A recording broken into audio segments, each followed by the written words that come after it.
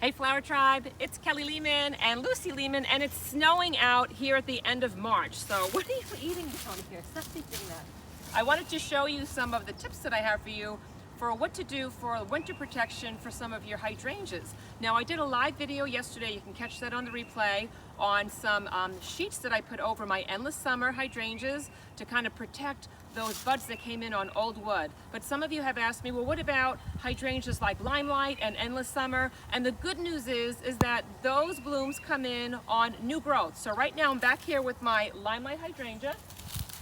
And as you can see, there's no like green buds on these stems. So these are just brown. The new blooms haven't started forming yet. So that's great news, because what that means is that you don't have to wrap your Limelight hydrangea or your Annabelle hydrangea when you get a cold snap like this at like the beginning of spring. So right now, all those new flowers are going to wind up coming in from beautiful green stems that are going to start to form probably in like a couple weeks. So you can kind of just leave these guys alone. They're sitting pretty. You don't have to sweat out your Limelight hydrangeas. You don't have to sweat it for your Annabelle hydrangeas. I have a whole bunch of those that are also going to start coming in a few weeks. So I just wanted to answer that question really quick.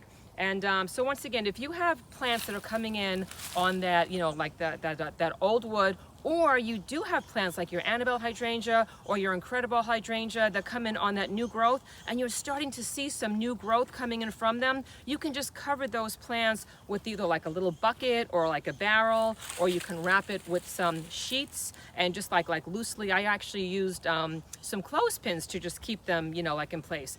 The best practice is to kind of put some poles around those plants and then kind of wrap a blanket or some burlap wrap around the poles, and then either zip tie them or use some like clothespins, or you can tell over here I've got like an upside down recycling bin. I just kind of place that on top of a plant that I saw some new growth coming from.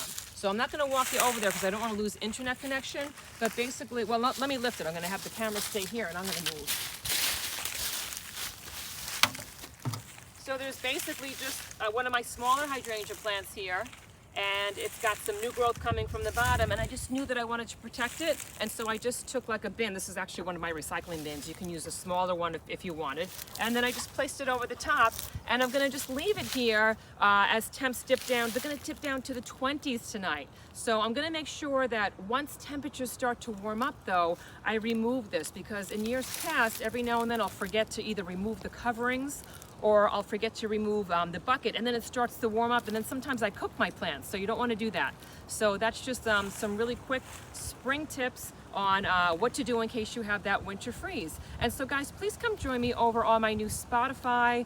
I've got a podcast called Gardening Flowers with Kelly Lehman. A lot of you have asked me if I can come up with a podcast for you so you can listen to garden tips as you're driving in the car, you're gardening, you're on your way to work, you're working out, you're with the kids. So you can check that out. I've got 2 podcasts loaded already, and I'm going to give you a load more.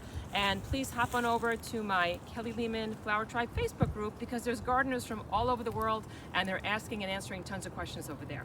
All right, guys, so quick video for today, because it's almost like a blizzard out here right now. This is so crazy. So I will see you in the next video, and let me know if you have any questions or comments below, and please let me know where you're viewing this from.